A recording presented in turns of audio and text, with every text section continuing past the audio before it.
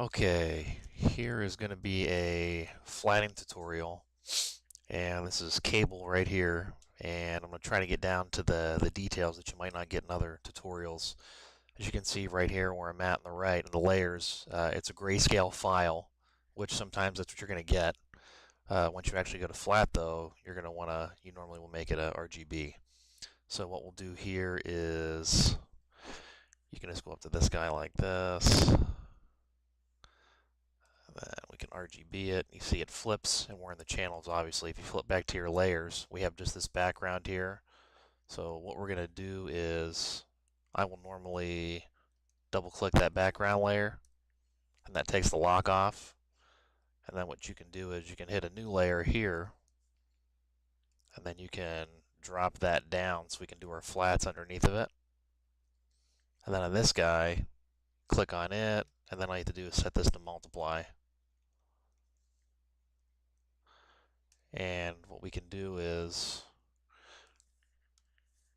fill in everything underneath of it now. So we're going to select our bottom layer, and then you're going to select it, and that allows you to go in and do whatever we want. So what we're going to do is, and I don't know how to zoom in on this thing, either way, you're going to have your paint bucket tool here, and I think if you see what's in here, you just want the regular paint bucket. You don't want anything else. With the paint bucket tools, look up here, you want normal, opacity 100%, tolerance 0, anti-alias, contiguous, all layers, all unchecked.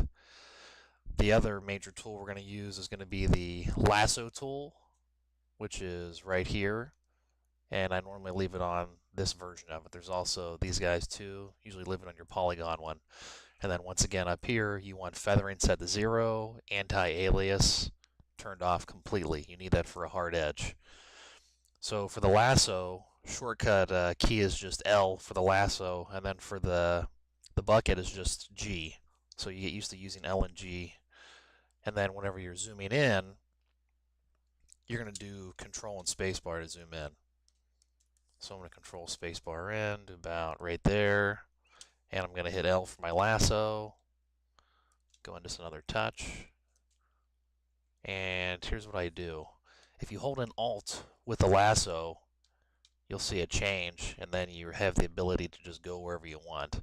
So for hard edges, you can just click and keep doing, click, click like this, or you can hold an Alt, and then you can kind of go wherever you want with it.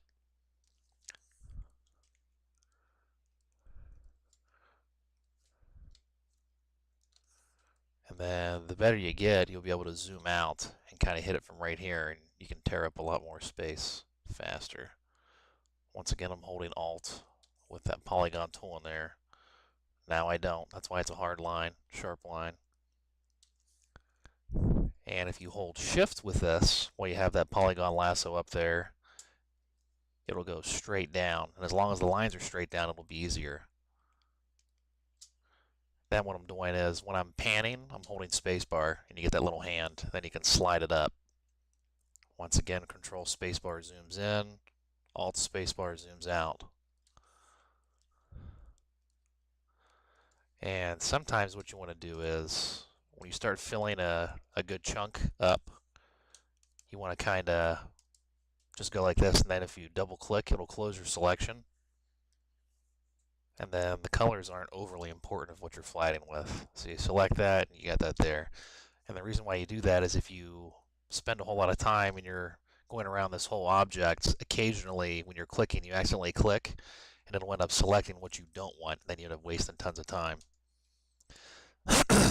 Okay. So let's go here. Just kind of fill that.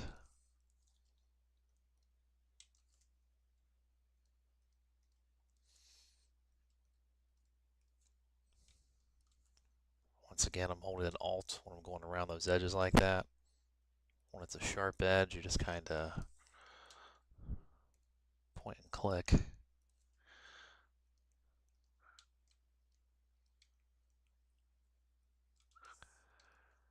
Once again, I'm going to kind of just close that, fill it.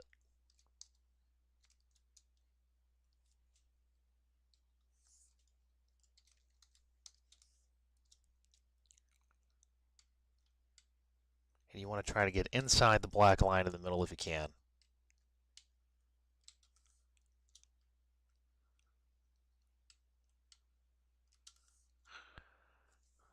Oh, I messed up a little bit here, so I can kind of backspace it a little bit if you have your history turned on enough.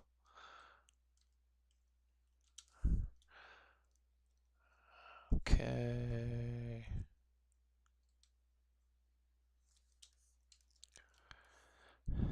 And I could have gone around the whole thing if you wanted to.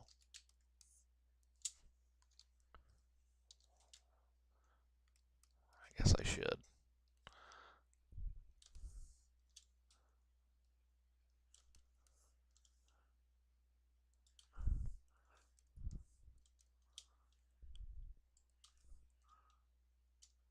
All right.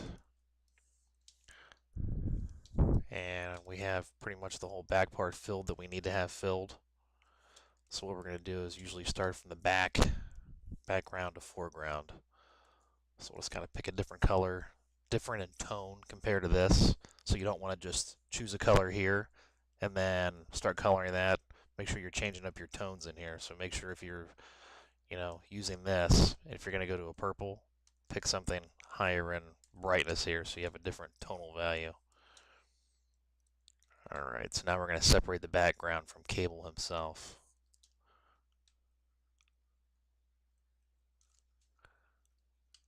And once again, when I hit these little curves, I'm holding Alt in. It allows me to go wherever I want. As soon as you release Alt, it's back to just straight lines where you're clicking.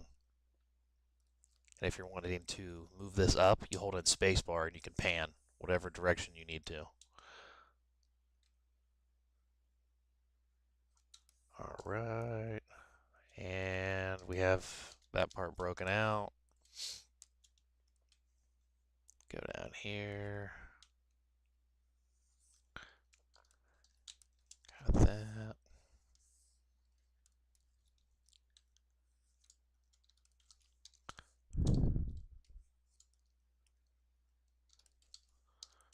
Once again, once you come to close your selection, you can hit the point of where you started and it should close it, or if you double click, it'll close between where you're double clicking from and where you started.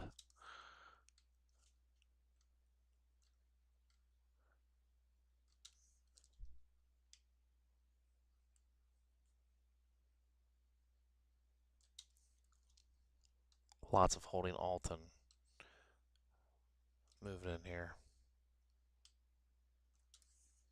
And then here we're going to zoom in pretty far because these lines are kind of tight. But if you stay zoomed in like this, it's going to take you 10 years to finish it. So wherever you can, you want to be able to move out. Get a lot more done that way.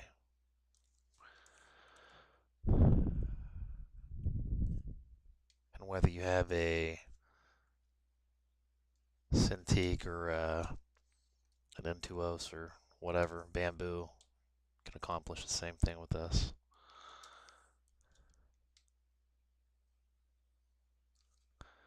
Or a mouse, though that'll take you forever.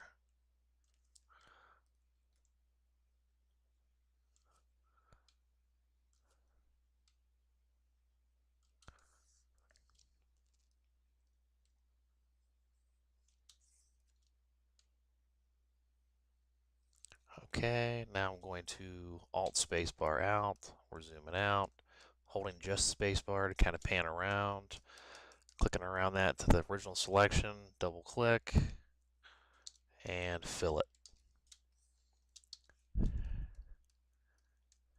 I noticed down here I kind of messed up a little, so I'm going to go in there and select that same color and fill that. Okay, same thing right here. Missed that when I was closing that selection. You want to make sure you're all the way filled. Right. This particular piece was not inked, so the lines are kind of loose here and there.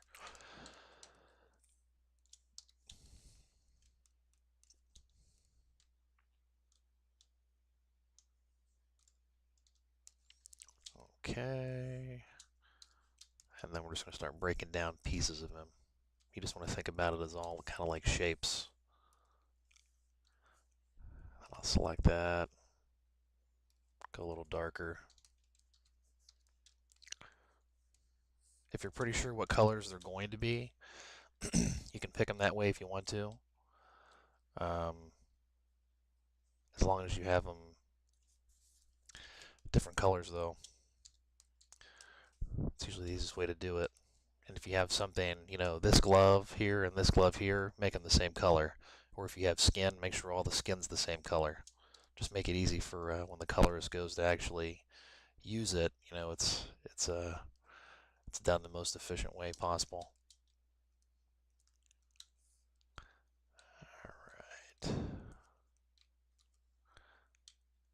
Kind of how I spoke before. We could go all the way around this if you want to, but you'll find out sooner than later that if you don't start doing things this way, when you make a quick mistake, it's going to ruin, you know, 3 minutes of your time that you were trying to go super precise through to where you could just grab pieces of it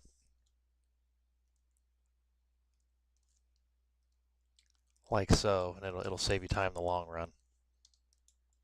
Whoops, didn't mean to do that. So pretty much all you ever need is the bucket tool and the lasso for this. That's about it.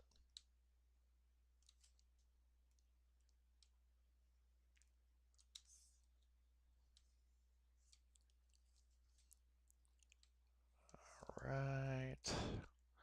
And we're going to fill it. There's that. Then you can kind of go wherever you want. We can get the gun. All lasso. Straight lines, I'm not holding anything. Down here in the curved areas, I'm holding Alt.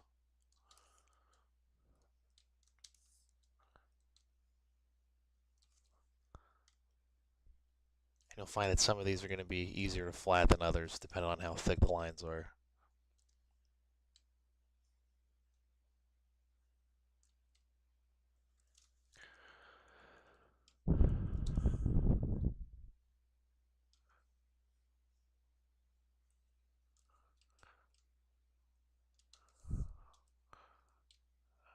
Okay. And then this one, we're going to go with a lighter color. Might not be the final color the colorist uses, but at least it distinguishes it, you know, amongst the other shapes.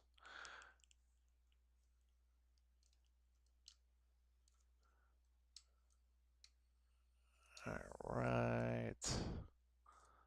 So we're going to do that. Then we're going to come right back around here and grab that whole thing there. As long as you don't have the same color anywhere around the piece that you're going to change, you can just do that wide like that and then select it and you're good. And once again on here I made both guns the same color. You don't necessarily have to, but it makes sense. Alright, now we're going to grab that for his glove. I'm going to make it dark. Like a dark gray blue. Do the same thing here.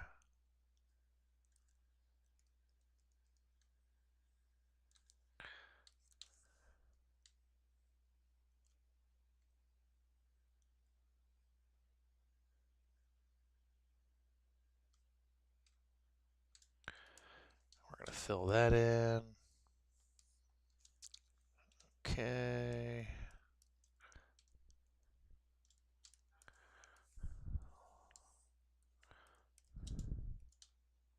And even little tiny little shapes down here I'd still probably do something with. Whoops, moved it by accident again.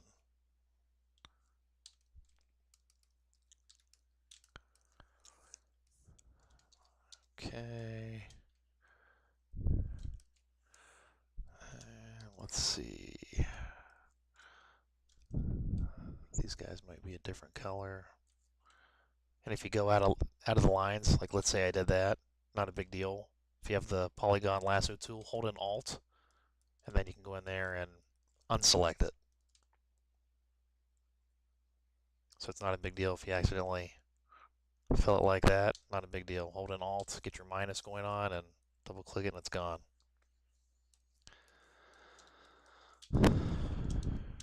Alright. We're going to be doing his elbow pad.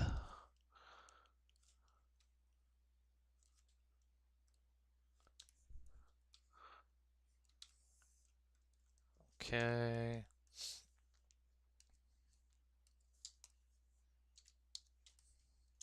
And then I'm going to start separating out his skin here.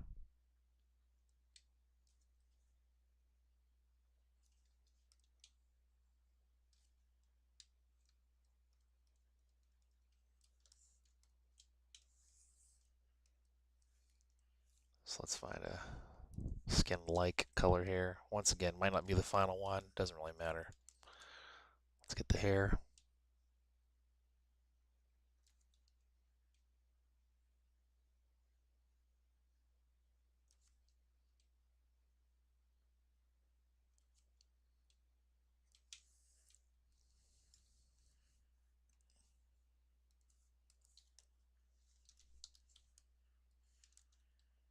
Let's get this little shiny out of his eye.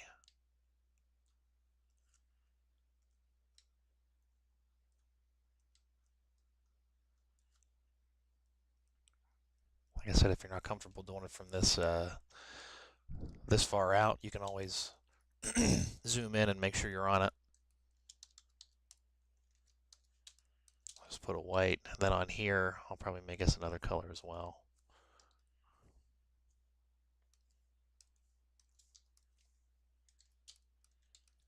Just to separate it. Once again, probably not final colors whatsoever, but at this point it doesn't really matter. Here's the zipper. Splitting it out, it'll probably be a different color. Collar.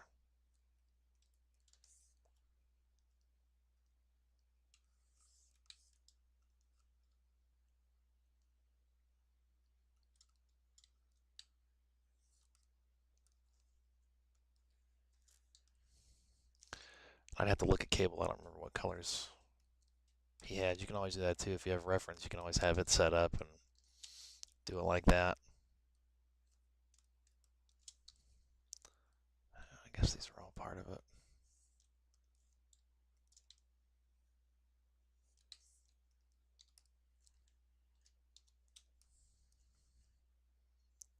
Okay. Here's one of those big old metal arms.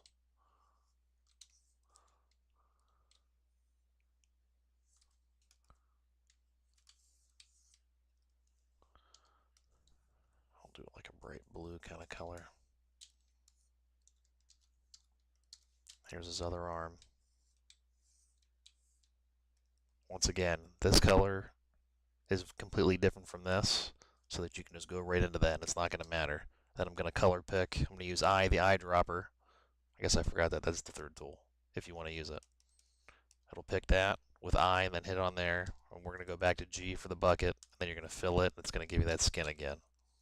So if you want the exact color, you can always go back to that eyedropper tool. Use the shortcut eye. And it just kind of continues on. If you want to, once again, holding Alt on this. You can do all the little screws or whatever they are.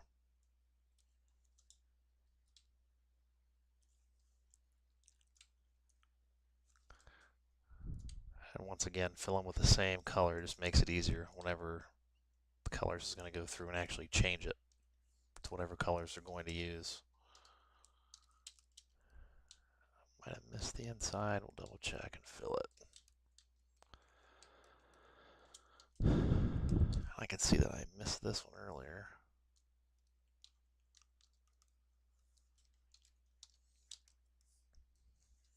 And I'm not going to do the whole thing here, but I think you're getting the idea. Let's get his pouch.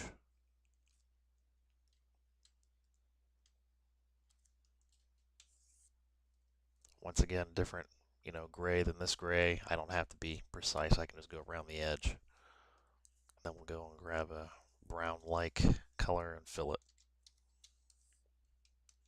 Or whatever color that might be.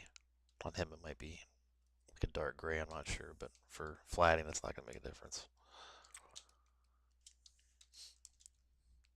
Okay, let's get this one here.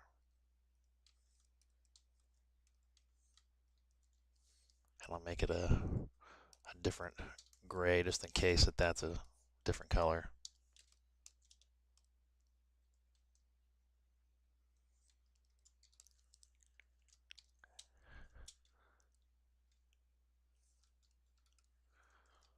Part of the belt or strap like thing, they all kind of look the same, so I'm going to kind of put the same flat colors on them.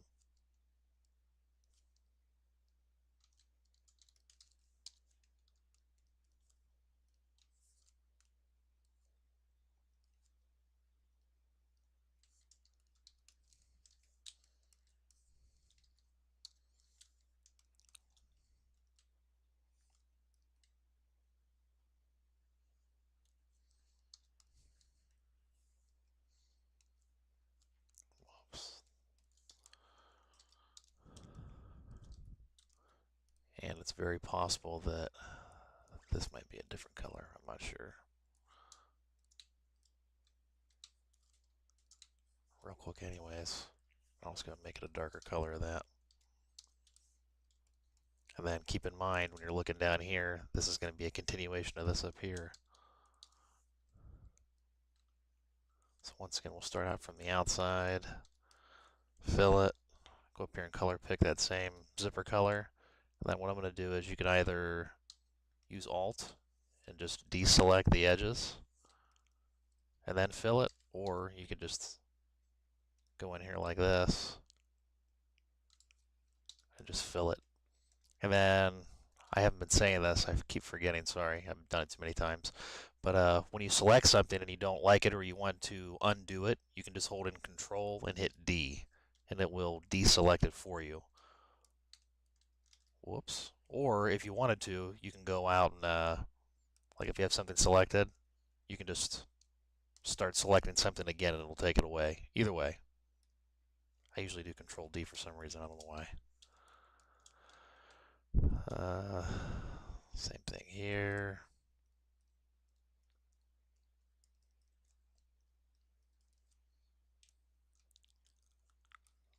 Alright.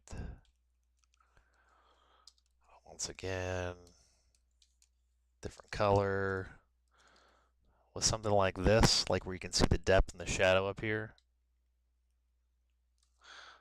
I would normally color the inside piece something different as well, just so they can easily select it. Whoops, see how it cut me short there? Not a big deal. Hold in Shift, and then you can add to your selection. Compared to where if you were to hold Alt, you cut it out. I'm going to Control Z, and that is an undo. We'll do that. Then I'm going to go further on the inside of that. Then I'm going to color pick this guy down here. Use G back for the bucket.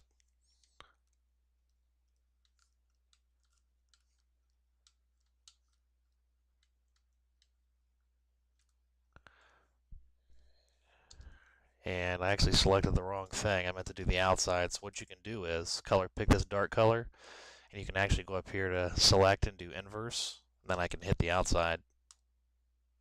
Whoops. Up here, if you have contiguous selected with the bucket tool, it's only going to select what you have around the selection here. If you have contiguous turned off, it will take that color anywhere on the page and change it. So for instance, if I have this being like a high purple, and even though both of these are the two same colors, these two X's, if you have contiguous turned on, it only does the one. If you have contiguous unselected and you hit it, it's going to do both. So that's an easy way, like if you go and you want to change the skin tone real quick to something else, you would want to make sure you have contiguous turned off so that it hits all the colors. If you only had contiguous regular turned on, you would only be changing just the one piece. And just to show you what it looks like without the lines, you're looking at this. And then what you should see is hard edge pixels. You should not see any blending or feathering. That's why we turn the anti-aliasing and the feathering completely off. Once again, you got to have them both off on the bucket tool as well as the lasso. And then while you're at it, if you're going to use the magic wand for anything in here, which really you don't need to, but let's say you're going to, make sure that, once again, anti-alias is turned off and your tolerance is set to 0 for the wand. We don't want any flexibility in selecting outside of exactly what we need. So that's what it should look like. And there's the layer back on. And what you can do, it just depends, if they want the lines back or if they just want the flats themselves back. So, to make the file even smaller, you could even trash that line layer and just send them, just this one. Or if you wanted to, you can take these lines right here. You can do a Control A, select all, and then a Control C, go into your channels, do a new channel, and then paste those lines right in there. And then we're going to go back to RGB, and what you can do is you can actually get rid of this. And what you can do is you can actually go and turn this channel on. And if I double click the alpha channel down here, you can hit this, set it to black, and then change the opacity to 100, and it'll look just like your lines. Just depends on which way you want to do it. Just keep in mind, if you save this as a JPEG, I'm sorry, go back to RGB though. But if you save this as a JPEG, all you're going to get is this. If you save this as a TIFF or a Photoshop file, it'll retain your layers and your channels. So that's just a heads up.